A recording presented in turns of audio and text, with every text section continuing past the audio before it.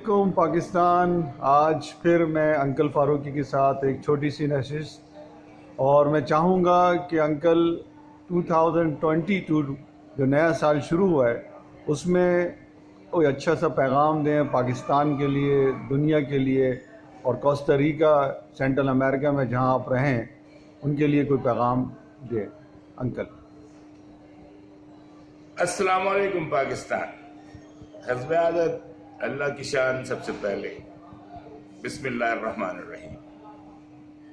पाकिस्तानी भाइयों, दोस्तों, बच्चों, बच्चियों, माओ, सबके लिए एक पैगाम है। आपको बहुत बहुत ये नया साल मुबारक। अल्लाह ताला इस मुल्क से जल्द ये कोविड की बीमारी हटाए और लोगों की सेहत इतनी बेहतरीन कर दे कि ये अपने 100 साल की सालगिरह मनाते हुए खुश रहकर इस दुनिया से सफ़र आखिरत पर रवाना हो। कम से कम 100 साल जो हमारी दुआ है रब्बुल इज़्ज़त से कि हमें दे। मुझे पूरा अंदाज़ा है कि रब्बुल इज़्ज़त ने सेहत के साथ मुझे दे दिए हैं, जो मुझे पूरी उम्मीद रहता है।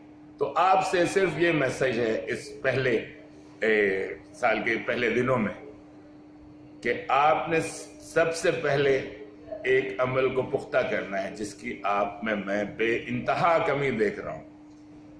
आप झूठ बहुत बोलते हैं, तो आपने झूठ नहीं बोलना। इसके फौरन बाद अल्लाह से माफी मांगनी है झूठ बोलने पर, और दुआ करनी है कि आपने दोबारा नहीं बोलना।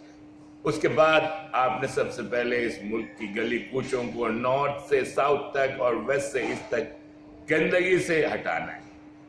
बिलखुसूस बच्चों के लिए और उनकी माओं के लिए, वालिदैन के लिए पैगाम है कि भाई अपने मुल्क को आप कचरे से साफ करें।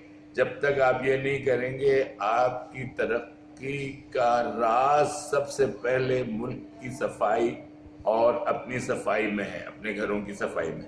अगर आप ये सफाई नहीं करते तो आप नालायक तरीन कौम का हिस्सा हैं और 3rd ग्रेड से 5th ग्रेड में चले जाएंगे। कोई तरीके का चांस नहीं है। पाकिस्तान जिंदाबाद।